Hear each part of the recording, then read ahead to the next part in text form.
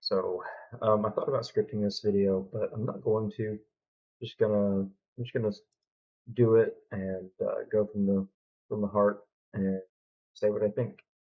I'm gonna open up with a Bible verse that I think is fitting for what's coming up. It's 1 Peter 4:16. Yet if any man suffer as a Christian, let him not be ashamed, but let him glorify God on his behalf, on this behalf.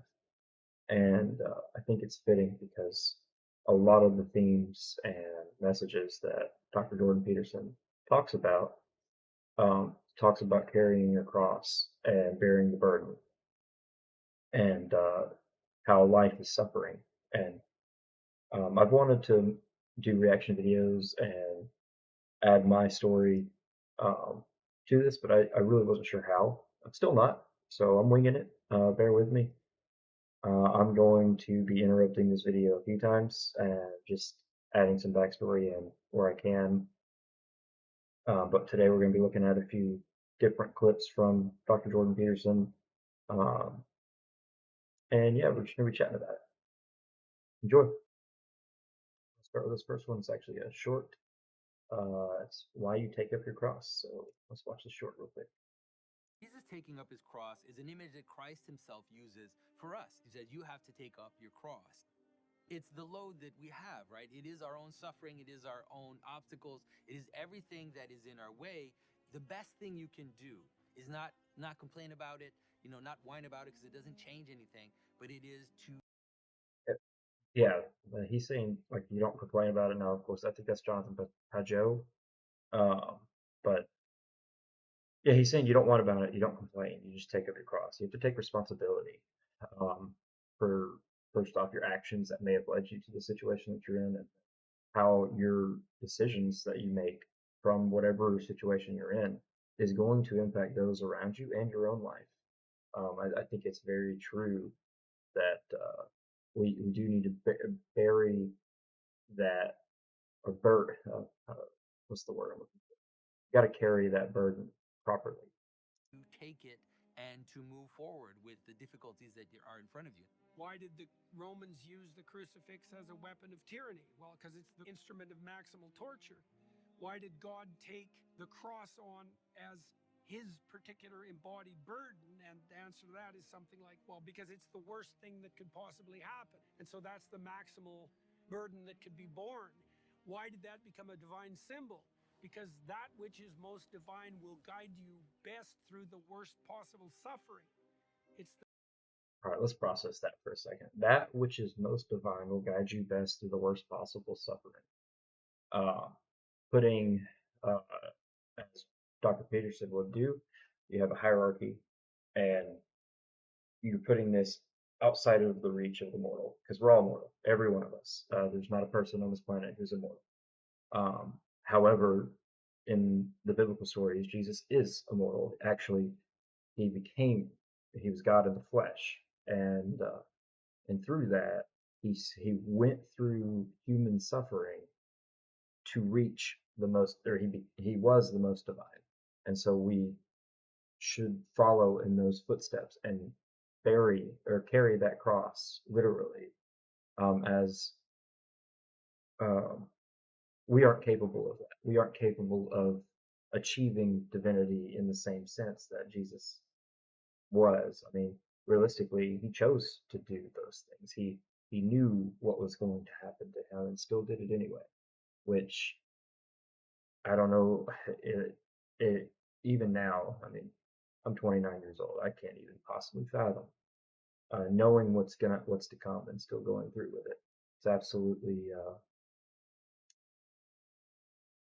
See, we don't know what's in store for us, but we still push through. We have to make way, make our way through the unknown. And Jesus knew what was in store for him and continued to do it. place where suffering is experienced and transcended. Okay, so editing Alex here. I've recorded this. This is my third take. Just want to add in that while I was watching this back and deciding on if I should cut anything out, because I'll be honest, it's pretty rough. It's my first video like this. So I've decided because it is my genuine thoughts and reactions, I'm just gonna leave it in. I'm gonna let it go as is, and I'm gonna polish up my next videos. Probably make them. I think the more I do this, the better I'll get at it, and the more concise my thoughts will be. Um, so if you enjoy the more raw, please leave a like. And if you would prefer for me to um, at least cut all the interruptions and the pauses and delays out, just leave a comment. Tell me what's going on. Thanks in advance. Be a message of hope to people that are suffering. I am genuinely picking these at random, so we'll see what this entails. It's actually clips I haven't seen or may have seen. I don't know. Um, I haven't watched a whole lot of his stuff in a very long time, a couple of years. Um, and I'll go ahead and add here that the reason I wanted to do this is because I do genuinely believe he helped me straighten out a lot of the issues I had a few years back that led me to be here right now. I'm actually recording this in a hotel room, and I owe a debt of gratitude to this man. So, and I think there's a lot of good wisdom. Well, I may not agree with everything, but there's a lot of good wisdom in what he says. Um, so I do want to, just like I said, I just want to go over it and see what I can find. See if there's anything else I can learn. Actually, I know there is. I don't know anything. One second from yes. John's got the mic there. Thank you. I don't want to look behind me how many people are here because I'll get a bit nervous to ask this question. Also, this may not apply to many, so I expect your answer might be a bit short. I'm a vet and currently serving police officer in WA, and I've got PTSD, and I'm at the Marion Centre, which is a mental place, and they let me out today. Oh, yeah. Legally. I just wanted to ask you, how do I move from day to day hedonism and ideations and risk the hope and cautious? That's so tough. I deal with this. I mean, I struggle with this every day. So I know exactly at the day-to-day hedonism. Uh, I am a gambling addict. I have an online gambling addict specifically, um, and I have that urge to gamble or to blow my money or whatever you want to call it. Um, it's something that it's hard to break away from, and when you get into those ruts, um, it can be very hard because you'll be watching yourself do something. It's like you're disconnected or disassociated from your actions, and it can be very hard. So I wonder what Dr. Peterson has to say for this. Optimism of a long-term life with the conditions I currently have, or for anybody who might be having complex PTSD and living day to day. Well, I mentioned this program that I have online. And let me just add this. I hate to pause it again, but I don't want to come off as if I'm in any way uh, equating my problems with PTSD. So that's not what I'm doing at all. PTSD is a terrible, terrible thing. This self-authoring program. One thing you might It's a try, beast all of its own. doing it. So so it's got 3 parts. The first part is a guided autobiography. And what it asks you to do is break your life down into 7 epochs and 7 stages. Sometimes people do that by relationship or by year or by occupation, however you choose. And then to detail out the most significant emotional events of your life, especially those that still hold some emotional valence. And that would help, because what happens with PTSD in some sense is that the narrative through which you see the world fractures. And because it fractures, your perceptions and your consequent emotional responses become chaotic.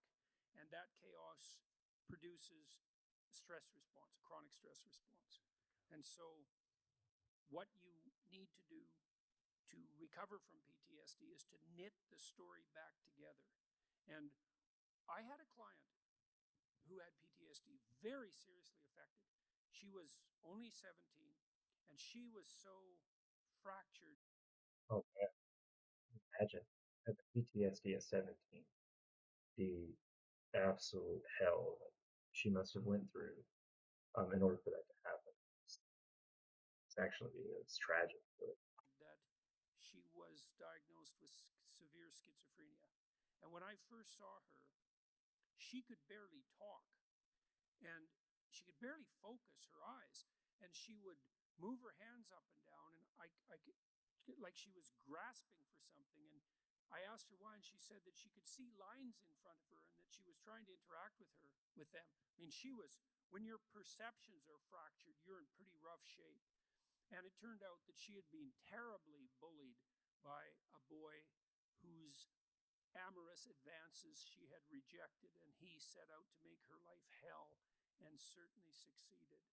And I had her walk through this past authoring program in the course of therapy. And she could hardly write to begin with. And we went through her life right from the beginning. And as we went through it, she got more and more coherent. And by the time we had brought her up to date, including walking through this catastrophic bout of bullying and the school's absolute inability to do anything about it, she had glued herself back together. So the other thing I would carefully recommend, especially if what traumatized you happened more than 18 months ago, is that you spend some time either writing about it, or another thing to try is just before you go to sleep, bring the memory to mind, and not enough to push you farther than you want to go, but as vividly as you can, and then let it go. Like, I just have to add, so uh, he's talking about writing, and there's a big emphasis on writing here, on top and on getting through PTSD. And as someone who writes therapeutically, I guess you could say, I write poetry, prose, and whatever from time to time when I'm in uh, not the best of places. It does genuinely help. I don't know if there's something that it makes it tangible, and I've struggled with understanding my emotions. I've struggled with those societal dynamics and like controlling and I guess harnessing your emotions like uh, since I was a young kid. And writing has given me an outlet to express those emotions in a way that's tangible, I guess. Uh, and that way, when I, or his focus on the written word is very interesting to me because I did that out of sheer I'd almost say desperation, but I enjoyed reading and enjoyed writing a lot as a child, and as I got older, I learned that writing was a good outlet for me to express myself or try to convert or transform the emotions that I'm feeling into something more tangible so that I can process it better. And I think it does help. And my point is that I can see where this would help with PTSD, or like he's saying, how it would piece you back together, um, because it makes it more tangible. don't push yourself harder than you can.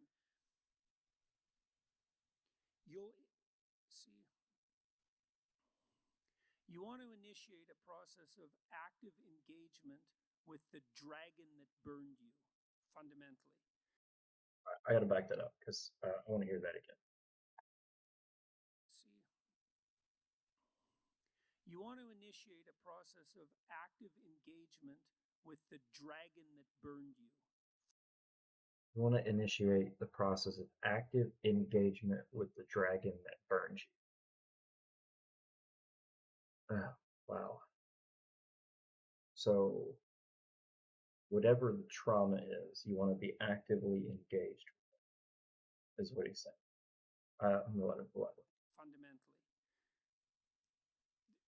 the psychophysiological pattern of active engagement is the opposite to the psychophysiological pattern of involuntary stress. And so if you can practice embodying that voluntary confrontation, then that stance can come to dominate. And that's the stance you want to. So this is going to go back to the previous clip, and he's talking about, once again, um, suffering, but suffering willingly, voluntarily suffering, and facing and carrying those burdens. So it all ties back together, and it is biblical in the sense that it relates back to Jesus on the cross. To dominate, because that moves you forward voluntarily into the world. And so, and that in all probability that will work. So I had this is a friend of mine. He had PTSD, and he had been brutalized in a Canadian residential school when he was a kid, and it was bloody rough, like Auschwitz level rough. It was really bad. You can't listen to his story without it like breaking down. It's bad. And he told me that he hadn't looked in a mirror for 40 years.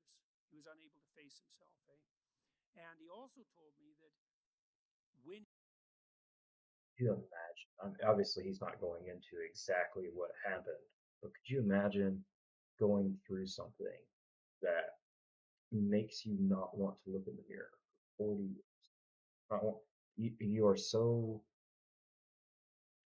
distrusting of even your own reflection, or hurt or broken, that looking in the mirror was a nightmare. Uh, I know sometimes I know sometimes for me, it's not necessarily hard to look in the mirror.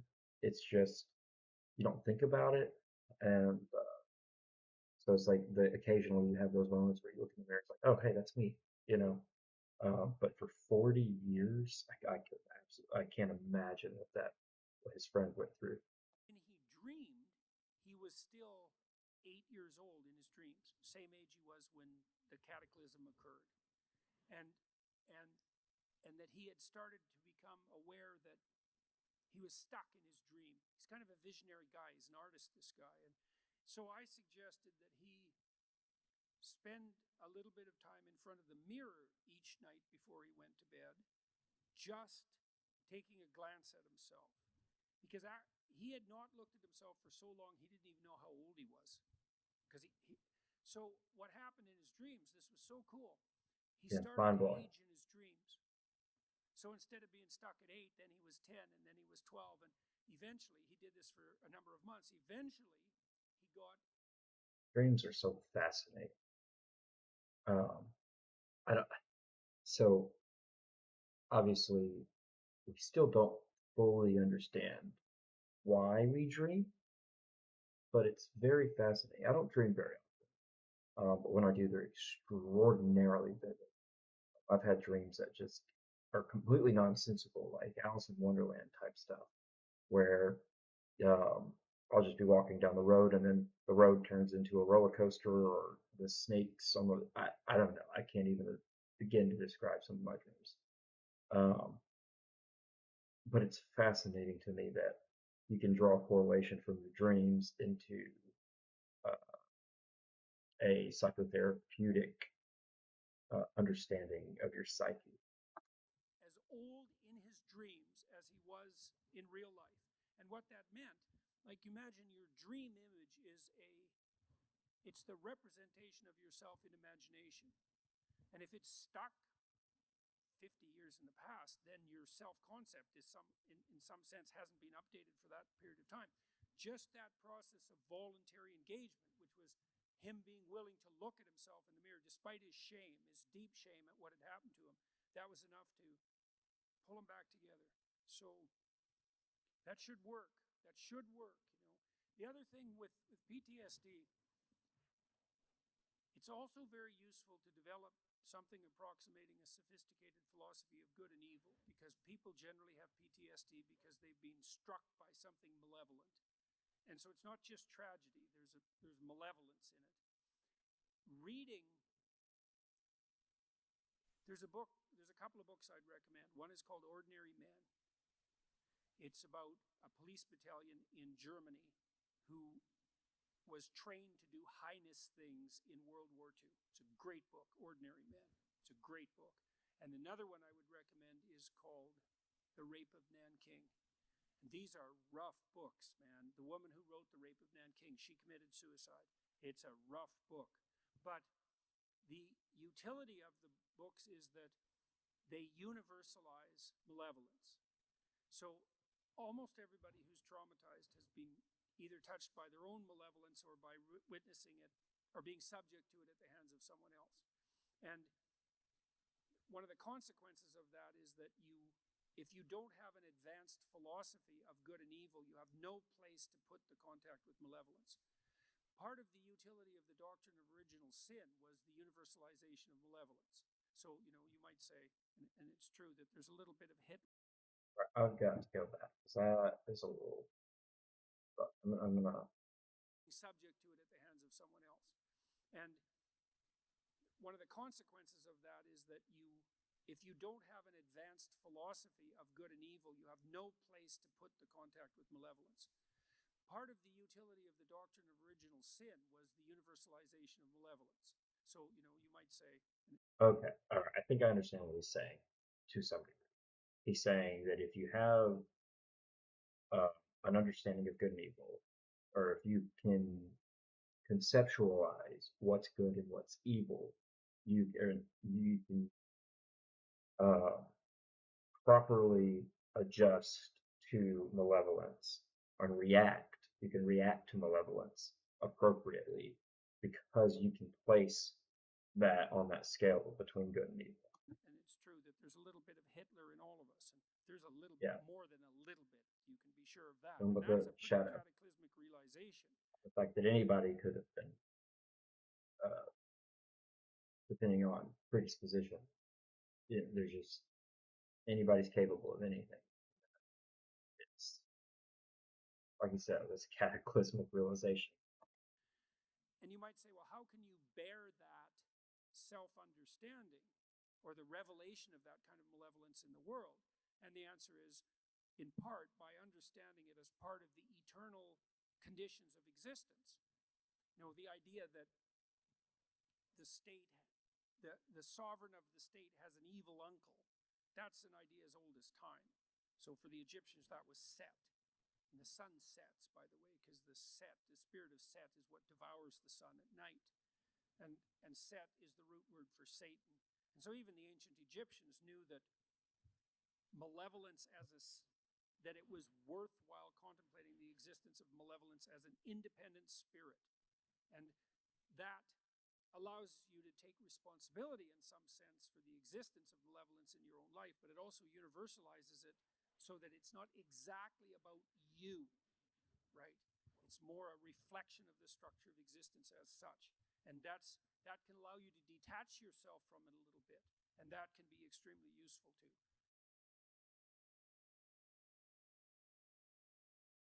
Okay, so there's a lot to digest there. And I said a lot of the things I want to say, or that came to mind.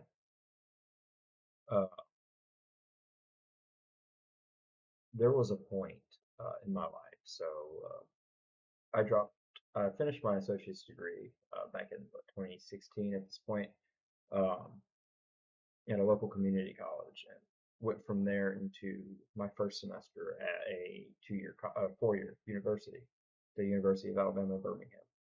And during this time period, I was living alone.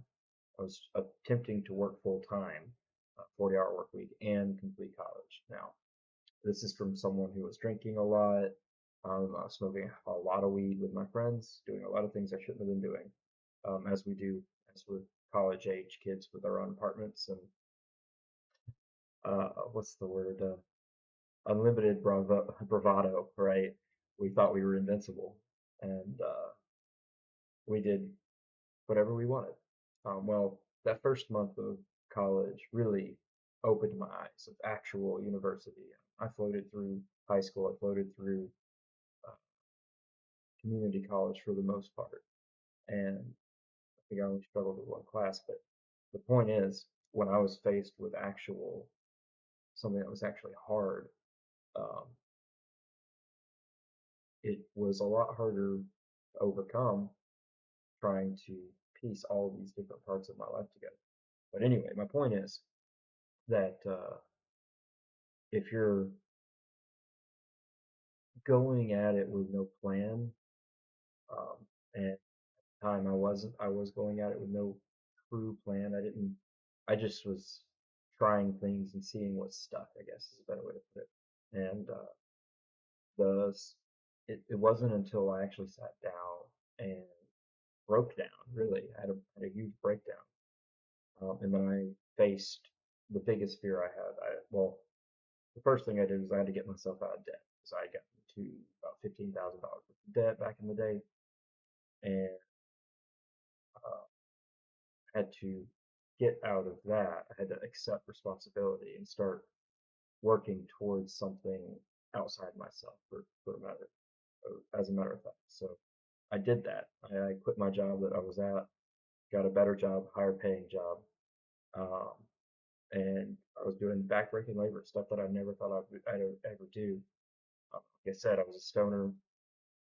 I was smoking weed every day. I was drinking with my friends on the weekends. We were partying, doing absolutely hedonistic things that most teenagers do, most early 20-year-olds do. Like I had fun. Don't get me wrong. I don't regret that at all. But I do regret not paying attention to the things that mattered during that time. I could have still had fun while accepting responsibility along the way. So there's just a lot to unpack here, and I might talk more about my past in a future video. But it's good to know that like if you break down and write down, like you said, go through your life and write down everything that's happened and make it tangible so that you can face it one on one with yourself and see, okay, it's not, when you write it down, it's not as bad, even though it may still be terrible, but it is something that you can overcome. Anyway, I hope y'all enjoyed, and see you in the next one.